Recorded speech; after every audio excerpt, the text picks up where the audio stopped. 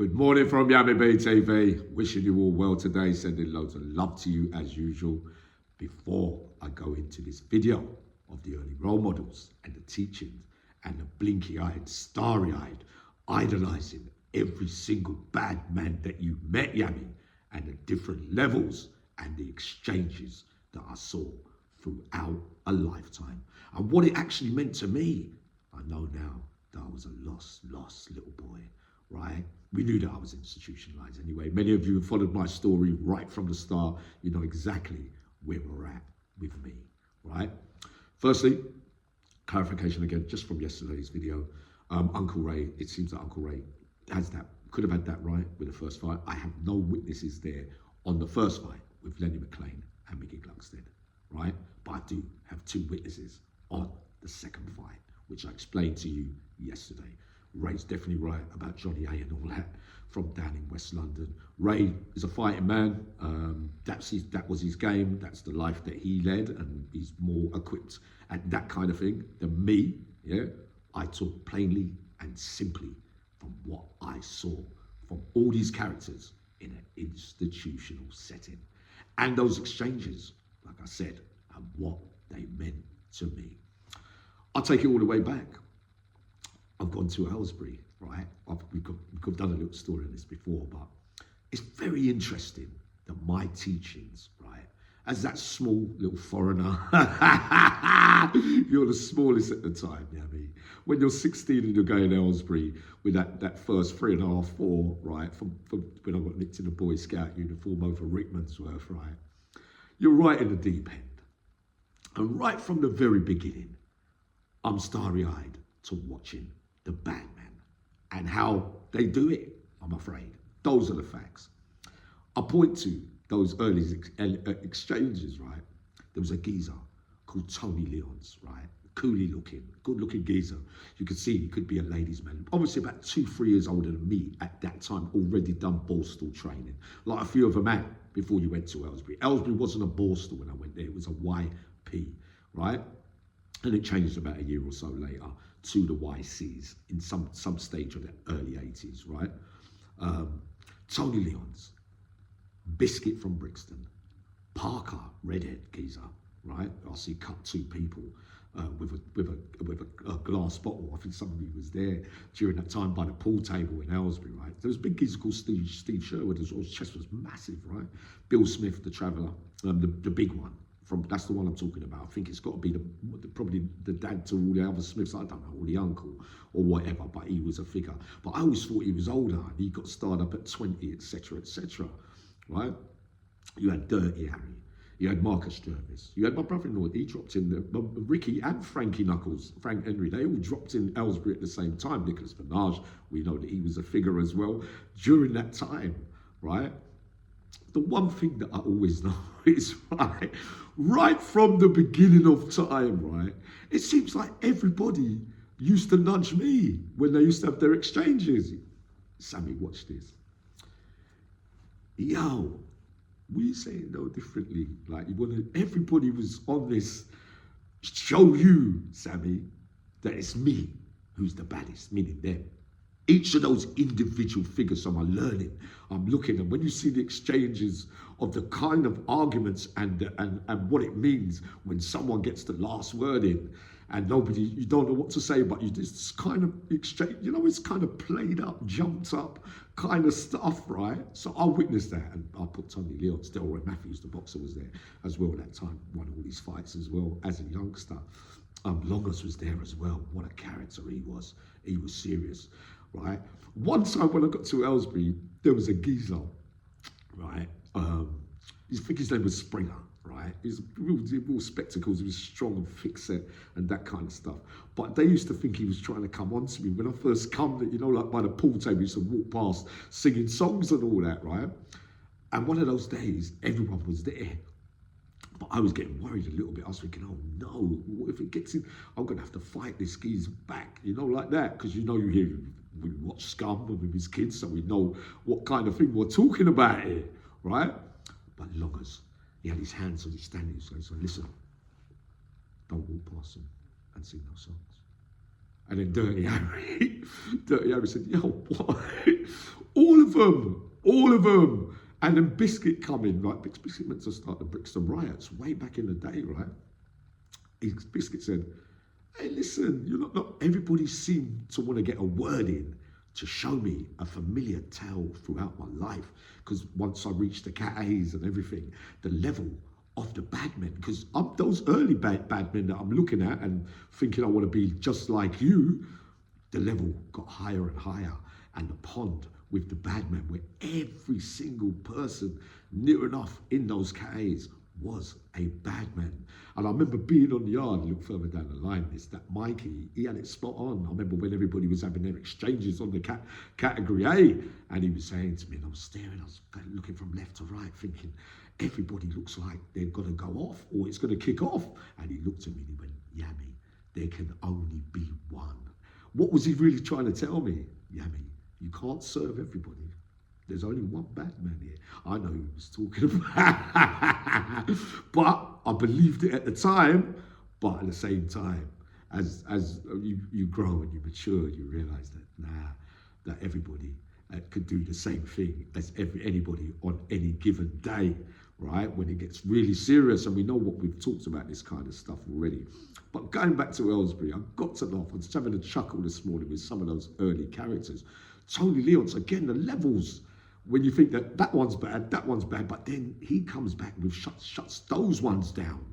So you're of the belief through those exchanges that, hold on then, he's better than you, because you're not coming back with nothing. He puts it on the table, on the line, and he says, yeah, we'll chucks the dominoes tables on the table and stands up and says, yeah, so what do you want to come and do this thing then? But yet you batted up him and everybody else around him, but himself, you didn't want to show out. For whatever reasons, sometimes we can back down, but we just don't want it that day. But unless the fight starts and then you've got to fight back, it might go that way. But I can only go by what the exchanges meant and who looks more fearful on certain days. So Aylesbury was the school of excellence, right? Razor Smith will tell you that. Sean Fraser, they will all tell you that all the early extreme violent bad men, boys with those big sentences, you would go to Aylesbury first. Borstal training, like I said, that's a different kind of criteria because it's just a step up from the short, sharp shot, which was the detention centre. Borstal training was just a bit longer to go through like you did in detention centre, like I'm the daddy and all that, which it was like that, like the Scum, the Ray Winston film, definitely draws parallels to real life in those Borstals, right? But Aylesbury, they were full of men who'd done some really seriously horrific things as kids and then went on in life. You know, I started to read about them in newspapers and things, i.e. Nicholas Benage and those kind of things. But if I look back, I say, nah, the warning signs were there for you, mate. Because when I saw him in those later bits, his eyes, you know what I mean? Gone. But I saw bits of those eyes early on. So when I saw them 10 years later, blah, blah, when you're nicked for 4 murders and that kind of stuff, your eyes are totally gone. So there we have it, man. My programming and my processing goes all the way up the line.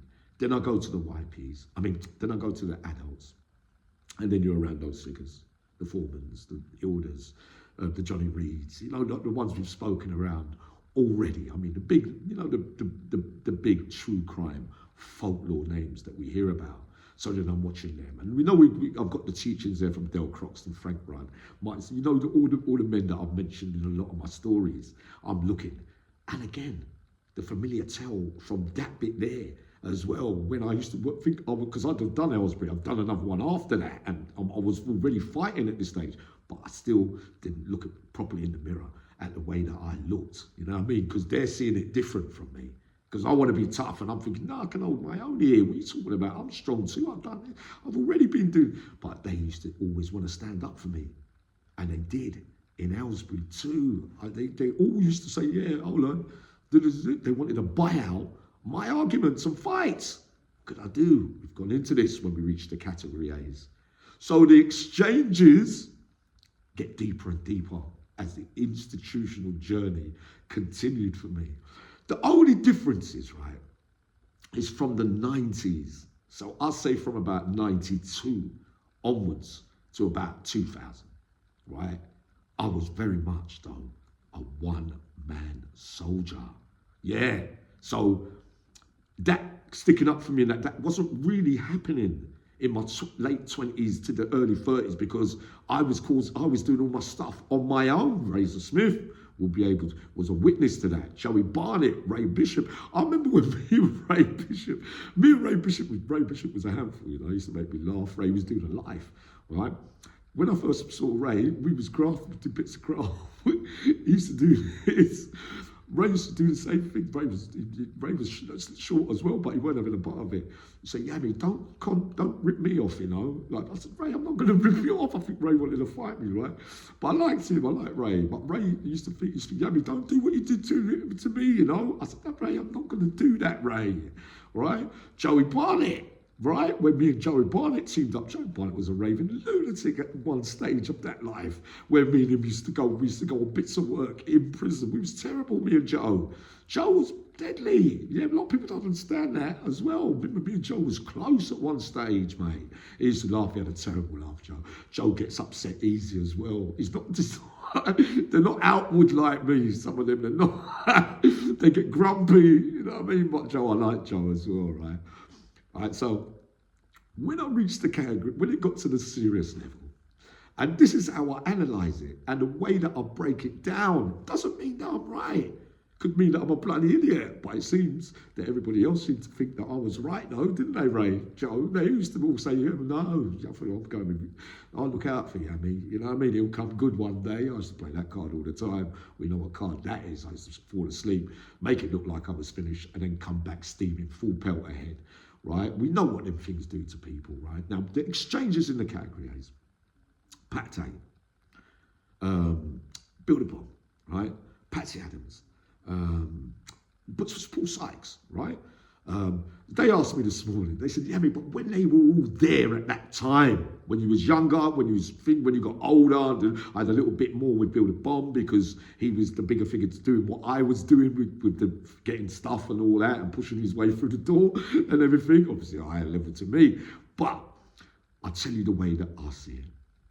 When they were talking about Pat Tate would fight Build a Bomb, don't make me laugh. It's not that kind of relationship, mate. It's not that. The exchanges would be, like, I would be on the landing.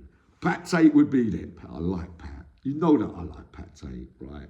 Pat Tate was a unit. He was big and he could have it. Once he snapped the geezer up on the ones down. No, sorry. They was beating up a geezer that somebody believed that nicked something out of someone's cell, right? 3 geezers. They had him on the floor and they was thumping him and thumping him and thumping him. Pat was walking back with his tray, right? He put the tray down. He come down the stairs and he went, you lot are taking a piss. You're not doing it right, mate. And he pulled out a weapon and he cut the geezer. What he was really saying was, I do it this way, mate. I go right and do the job properly. You lot are on some pitter and pattering around and blah, blah, blah. Now, the exchanges with Build a Bomb would go something like this. Bill, I've got them things for you later, mate. Bill shuts down. Give them to Yami. Yami bring them up for me later on, like that. Everybody wanted to give Bill everything. Ask yourself why. Those things. There's no arguments or anything. Sometimes little exchanges and Pat would make his face. He goes, Yami, talk to him for me. I go, he ain't said nothing bad. He said, yeah, but why don't you come down and talk to me at the door? Why has he got to say it from up there so everyone could hear? Right? But it wasn't that bad, right? But you could see that it wasn't that Pat's fucking Bill, I've got to keep Bill sweet because it could, we all need somebody. That's the way the game is in those environments. Like everyone would say, I'll have Yami in the centre, which is what Bill, it's amazing what Bill used to say the same thing as Tony. He goes, they need you in the centre there, mate. Get down there and play it all. Go on, Yami, go and do all your stuff. Do all that funny stuff, Yami. Yeah, give it free. Oh, yeah, I'll bring that. One time Bill sent me on a mission. Right? I went down and got the stuff, because when he says, yeah, go and see him, go and do that, and do that means he's got already, right? So he's not really too bothered. That means his pocket's lumpy, right? So I'll go down and come. But one time I brought the pot. He said, yeah. What he gave me, I was thinking, I said, Bill, he's greedy, but I was like that too. Some days your appetite's so big it ain't enough to want to share. So one day I went down, I came back. And he goes, did you get the 3 things? I go, yeah, but there was only 2, Bill. He goes, yeah, stop trying to pull one over. He goes, stop trying to pull one over me. He goes, I was going to give you that one anyway, right? So don't try and put it. I goes, all right, Bill, yeah, but the last time I come down, you didn't say the thing. So you're not going to be Bill invented the game like that. He knew my little slippery little ways. Pat knew my slippery little ways as well, but it's just people that you just got on with because you knew that he was charismatic, you knew that he had the size and all that. Once he brought a letter to me, right, and he went like that. He said, Yami, tell me what she means. When I looked at it, I said, Pat, you know what she means? He goes, no, tell me. I said, well, it's Arthur Dear John, mate. I forgot who the lady's name was, right? But she was obviously saying that you cheated while he was out, and I don't want to see, I'm not coming up there, and that kind of stuff. And I'm saying, Pat's quite obvious. What's it? He goes, it's the writing on the wall, Yam. I goes, it looks like the writing could be on the wall, Pat. You know what I mean? You know, Pat was a ladies' man as well. Come on, man, he was, man. He was a sweet geezer, man. That ending that he got, that weren't really, I don't think that was validated. I'll always remain that the shooting, before he got the recall, when he was in the hospital, I always believe, in my heart of hearts, being honest with you, I always believed that was related to when he came back out. I always believed that because they missed the first time. I always believed that. That would be my first port of call with anything, right? So I'll tell you that straight. That doesn't mean I'm right, again, of course, but I will tell you that, right? But the dynamics, again, so we're not going to have time. You know, I'm feeling excitement at the moment. But when I told you the story of Build a Bomb, Paul Sykes, right? So if you're Build a Bomb, you walk up to Paul Sykes, because I weren't aware that they knew each other previously outside boxing, whatever, right? The first thing he said to him, what's the story there with Roy? So whatever Bill was asking him, what he was saying was that, what did you have to do Roy for, kind of thing? Because it looked like Bill was sticking up for Roy. That's what it looked like to me. And Paul Sykes went like that. He went like that. Bill, what did you want me to do? What did you want me to do, Bill? You wanted to fight me. What could I do? And Bill went, all right. But Bill asked the question. And again, the exchanges to me looked like everybody tiptoed or was on a little bit of edge when Build a Bomb was around. I could only put it that way, right? Only some things with Patsy Adams as well. One of those times, right? There was exchanges, but I think Bill was on that payroll as well. To be honest, he was. So Patsy would say little things out in the open to Bill, and you think it's Patsy that's having the upper hand. But I don't think Patsy's going to be Build a Bomb in a row, but Patsy could have a row, right? I've told you this. But authority, a general, what do we know with me? You always needed a boss, Yanni. Build a Bomb always needed a boss too. Yeah, he did. He always needed a general, mate. Yeah, he's a big bear, mate. Yes, he did. Pat always needed a general. Isn't it strange? In history with true crime, you needed. I always perform better when there's a big, like when someone's there and I have to take a few little orders. You know what I mean? Like, what do you want me to do? Because that becomes a mission for me then. Build level is a higher level for me than that.